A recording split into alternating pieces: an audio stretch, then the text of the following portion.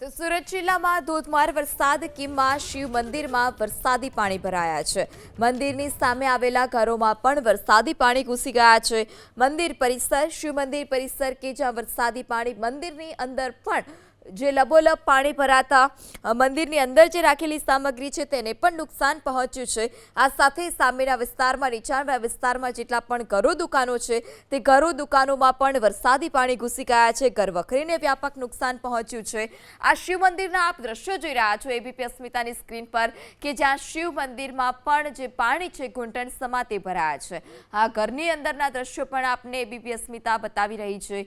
શિવ મંદિરમાં પણ જે આખે શિવલિંગ છે તે અડધે અડધું શિવલિંગ રસ્તા જે જળમગ્ન થયું છે। આ સાથે ઘરોમાં પણ ઘૂંટણ સમા પાણી ભરાયા છે જેને લઈ ઘર વખરીને પણ વ્યાપક નુકસાન પહોંચ્યું છે। વસ્તુઓ બગડે નહીં તે માટે લોકો એકબીજા ઉપર વસ્તુઓ ચડાવી રહ્યા છે, ઉપર વ્યવસ્થિત રીતે વસ્તુ મૂકી રહ્યા છે કે જેટલી બચાવી શકાય તેટલી તે વસ્તુ બચાવી લે।